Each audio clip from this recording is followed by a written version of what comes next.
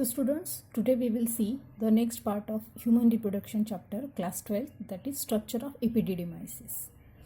In previous video we have seen about the structure of testes. In that we have seen that some small fine tubes are collectively coming and they are transferring them with the help of these retestesti into the next structure, that is epididymisis. So we will see in this video that the structure of epididymisis. This is the oval structure of testes and these are the retestestes. They are collectively opening and they are transferring the sperms which was produced from this structure into this next structure, that is epididymisis. This structure is highly coiled part, much more highly coiled part, that is having the 6 meter long part also. Okay, and it is divided into 3 parts, that is head part called as capus epididymisis, second that is body part, that is also called as corpus epididymisis, or third is tail part, that is cauda epididymisis. Okay, in this tail part physiological maturity of sperm is taking place. Why? Because the sperms are stored at that area for 18 to 24 hours, and this duration the maturation of sperms will takes place. This may be question asked into the MCQs. Okay, then we will see the male reproductive system, that it is important. The same structure we can't show here, so we are drawing the one side we will show them. Okay, because that is epididymisis is present at posterior side, but we will show in this structure. So in this human male reproductive system we will see that these are two scrotums. Actual in this real condition these scrotums are not far from one another, they are present at each another close, but for our study purpose we are drawing to we are drawing them from the one another. Okay, so this is the testis which was covered by the epididymisis, so that is dark shape is called as epididymisis. That epididymisis is having the lower part, that is tail part. This is head, body and tail part. That tail part is going through the another duct like structure.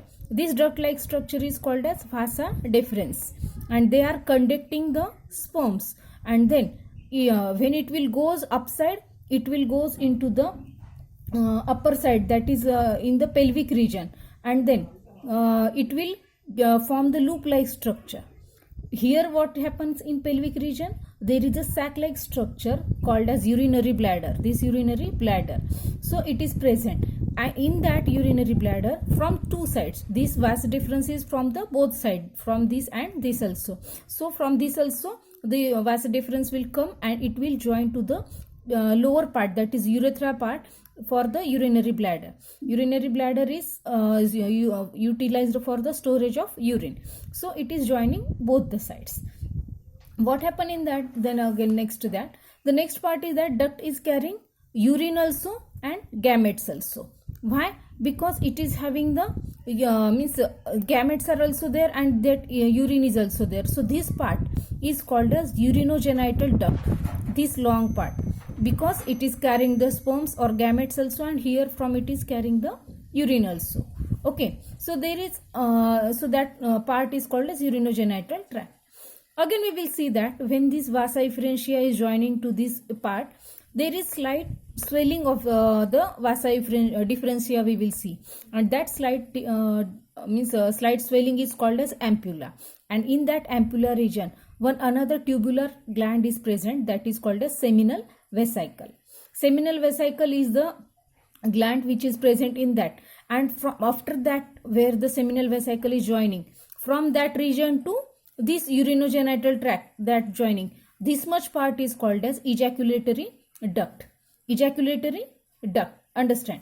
Okay, then what happened in that, all these things are present, but when we will observe, if we have not drawn the prostate gland, after all these things there is one gland which is present, that is called as prostate gland, that is donut shaped gland is present. Okay, above all these structures.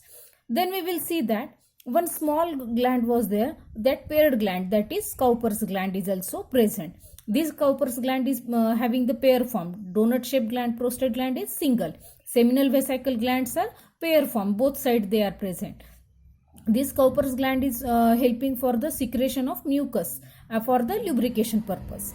Now we will see that This urinogenital duct is forming the downside.